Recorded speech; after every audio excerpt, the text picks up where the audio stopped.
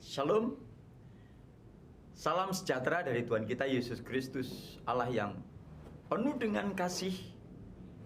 Bahkan kasih setianya tidak pernah berubah dalam kehidupan kita, dulu, sekarang, dan sampai selama-lamanya. Kita bersyukur Tuhan memelihara kehidupan kita dari hari ke hari, dari waktu ke waktu. Sekalipun mungkin Bapak Ibu menghadapi berbagai macam tantangan kehidupan, tetapi saya percaya Bapak Ibu adalah orang-orang istimewa di hadapan Tuhan, sehingga Bapak Ibu mengalami kemenangan. Dalam kesempatan ini, saya ingin kembali menyampaikan kepada kita semuanya kabar baik yang Tuhan bawa dari surga kepada kita semuanya, yang akan kita nikmati sebagai satu kebenaran, dan itu akan menolong kehidupan kita semuanya. Sesudah beberapa hari yang lalu saya menyampaikan bahwa Yesus berkuasa atas kualitas, Yesus berkuasa atas kuantitas, Yesus berkuasa atas jarak dan waktu. Sekarang saya ingin menyampaikan sesuatu yang luar biasa, yaitu Yesus berkuasa atas takdir. Bapak Ibu yang dikasihi oleh Tuhan, berbicara mengenai takdir, itu sesuatu yang menarik untuk kita bicarakan, untuk kita renungkan.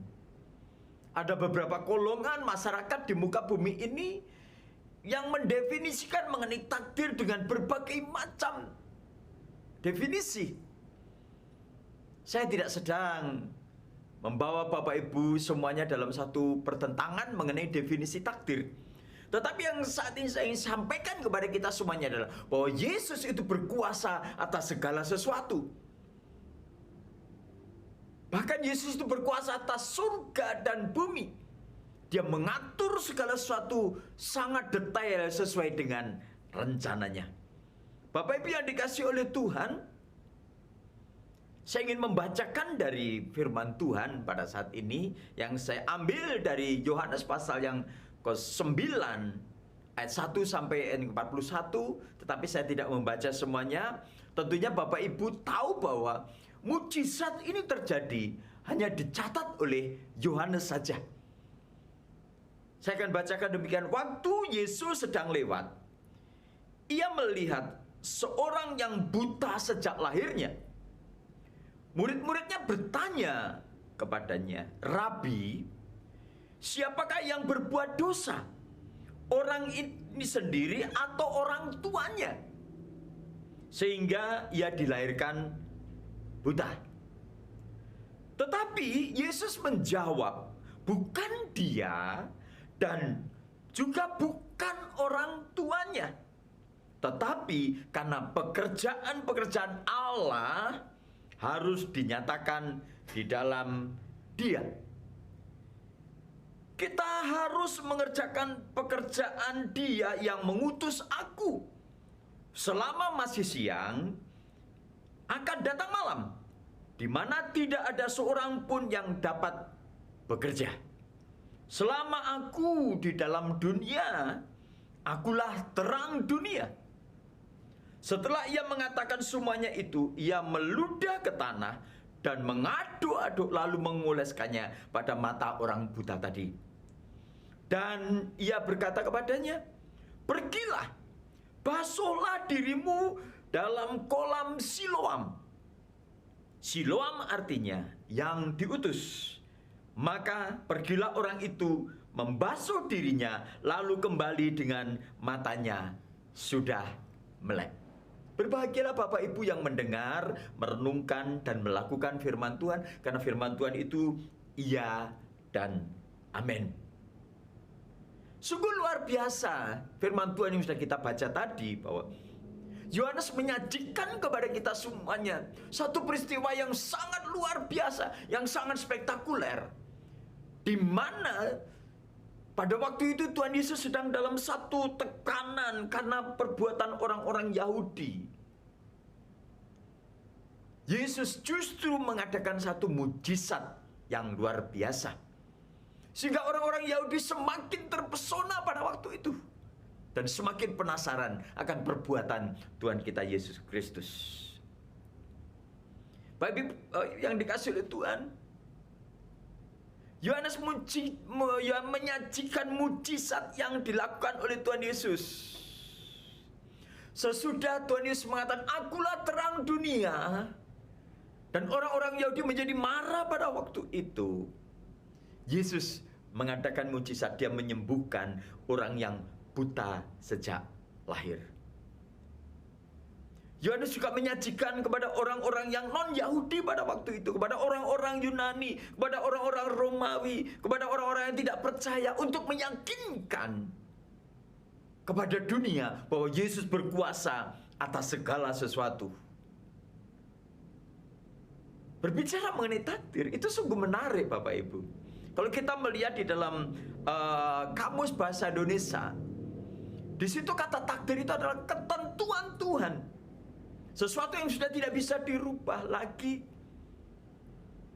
Dan kalau kita melihat lagi di situ ada dua kata yang disandingkan bersama sesudah takdir itu nasib.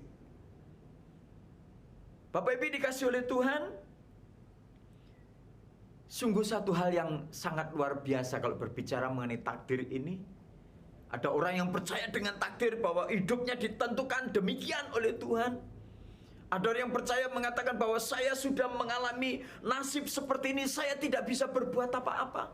Ada lagi orang kelompok yang mengatakan saya sudah ditakdirkan hidup seperti ini. Saya dilahirkan dari orang tua ini, kemudian saya menikah oleh ini, kemudian saya bekerja ini, kemudian saya nanti ditentukan mati ke sini. Itu dia percaya dengan takdir seperti itu. Tapi pada saat ini Bapak Ibu yang dikasihi oleh Tuhan, saya ingin mengatakan kepada kita semuanya bahwa Yesus itu berdaulat, berkuasa atas segala sesuatu. Seperti yang ditanyakan oleh murid-murid pada waktu itu. Sesudah dia melihat orang yang buta itu, murid-muridnya bertanya, "Guru, siapakah yang salah dari orang yang buta sejak lahir ini?" Menurut saudara, siapa yang salah? Kalau engkau melihat orang yang buta sejak lahir, orang yang tuli sejak lahir, orang yang lumpuh sejak lahir, menurut saudara siapa yang salah? Menarik untuk kita renungkan Bapak Ibu. Ada yang berpendapat bahwa itu salah orang tuanya karena dosa keturunan, oleh karena karma yang dilakukan oleh orang tuanya. Ada yang mengatakan, oh itu memang sudah nasib daripada anak itu, dilahirkan buta, dilahirkan lumpuh. Yang lebih ekstrim lagi yang oh memang itu sudah nasibnya, kok dilahirkan menjadi orang yang sangat miskin, sangat menderita. Bapak Ibu yang dikasihi oleh Tuhan, di tengah-tengah kontroversi seperti itu, Tuhan tidak menjawab dengan perkataan. Dia membungkuk, kemudian dia mulai meludah ke tanah dan mengaduk-aduk tanah itu. Sementara orang-orang Yahudi mulai berdiskusi dan mulai ribut dengan peristiwa itu. Orang-orang Yahudi penasaran, apa kira-kira jawaban daripada Tuhan Yesus?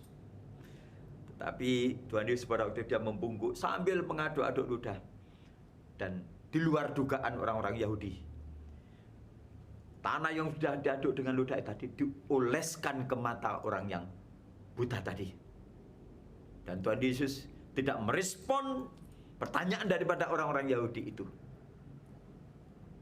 Dan Tuhan memerintahkan, pergilah ke kolam Siloam, basuhlah dirimu di sana. Dan akhirnya orang yang buta itu dengan sekuat tenaga dia mulai bangkit dan pergi ke kolam Siloam itu. Dan begitu dia membasuh mukanya itu, dia bisa melihat. Matanya tercelik, matanya terbuka. Dan setelah itu dia kembali kepada Tuhan Yesus dan kembali kepada kerumunan itu. Dan semua orang tercengang. Bahkan menjadi perdebatan lagi antara orang Yahudi dan orang tuanya dan antara orang itu. Semuanya menjadi kacau. Tetapi peristiwa itu menjelaskan kepada kita semuanya bahwa Yesus berkuasa atas takdir, atas apapun yang sudah terjadi di dunia ini. Yesus sanggup untuk merubahkannya.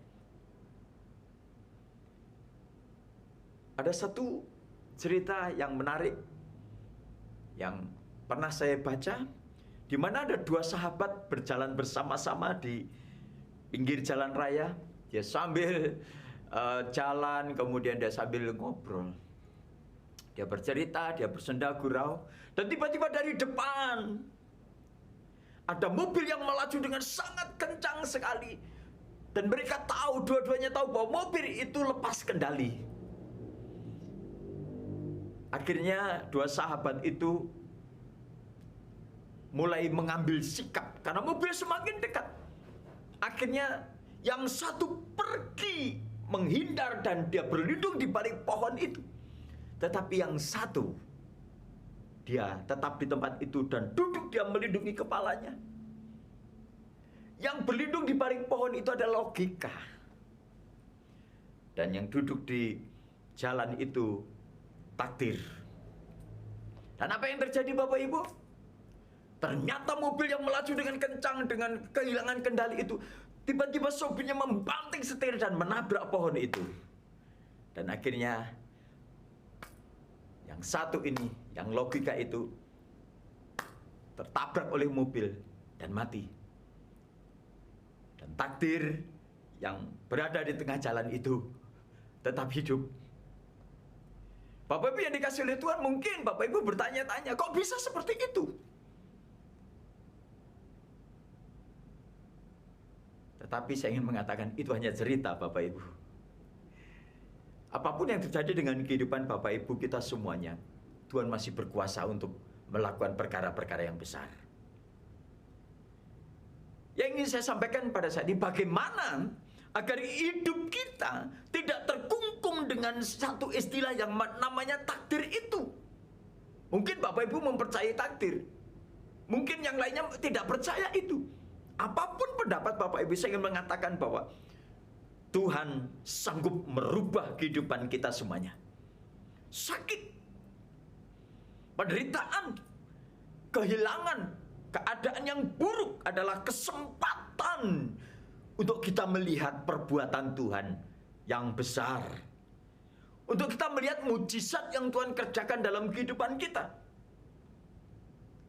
Saya ingin menyampaikan kepada kita semuanya, untuk kita bisa melihat perubahan yang Tuhan kerjakan. Yang pertama, kita harus percaya bahwa Yesus adalah yang berdaulat atas surga dan bumi. Dan Yesus adalah pribadi yang menyelamatkan kita semuanya. Dan Dia yang merubah kehidupan kita semuanya. Kalau Tuhan rubahkan kehidupan kita, haleluya, puji Tuhan. Dan itu yang Tuhan ingin kerjakan dalam kehidupan kita. Firman Tuhan memberitahu kepada kita semuanya, Tuhan ingin merubahkan kehidupan kita. Tuhan ingin menyelamatkan kita semuanya. Dan bagian kita adalah percaya dan taat kepada firman Tuhan. Kita percaya rencana Tuhan yang besar itu, karena firman Tuhan mengatakan bahwa Tuhan merencanakan damai sejahtera kepada kita semuanya. Dan Tuhan mau kita hidup di dalamnya. Oleh sebab itu, yang diperlukan dari kita adalah kita perlu satu tindakan, yaitu tindakan iman, supaya kita bisa menerima perubahan hidup itu. Kita harus percaya bersama dengan Tuhan. Tuhan akan merubah hidup kita. Kita akan dibawa dalam damai sejahtera. Diperlukan satu tindakan iman dari diri kita. Mungkin Bapak Ibu berada dalam situasi yang tidak baik pada saat ini. Engkau perlu satu tindakan iman untuk engkau bisa keluar dari satu keadaan itu. Seperti orang yang buta sejak lahir tadi. Dia sudah tidak ada harapan untuk menikmati hidup yang baik. Tetapi oleh karena kasih karunia Tuhan, oleh karena kasih Tuhan, dia menikmati kehidupan yang sungguh luar biasa. Tuhan Yesus tidak hanya menyelamatkan engkau, tidak hanya menebus dosamu, tetapi Dia ingin supaya engkau menikmati damai sejahtera yang datangnya daripada Tuhan. Tuhan mau merubah hidupmu. Tuhan mau merubah hidup kita semuanya dalam damai sejahtera Tuhan. Sehingga kita boleh mempermuliakan nama Tuhan. Mungkin engkau terbelenggu dengan satu pemahaman bahwa engkau ditakdirkan seperti ini. Mungkin engkau terbelenggu, terkungkung dengan satu pemahaman umum bahwa engkau ditakdirkan hidupmu seperti ini. Tetapi saya ingin katakan pada saat ini, di dalam nama Yesus, engkau akan mengalami satu perubahan. Dan engkau akan menikmati kemuliaan Tuhan. Karena Tuhan Yesus berkuasa atas takdir. Dan kita bersyukur Yohanes memberitahu kepada kita semuanya. Pada akhirnya orang-orang yang ada di sekitar itu, mereka menjadi percaya kepada Tuhan. Dunia saat ini sedang memerlukan berita ini, bahwa Yesus berkuasa atas takdir.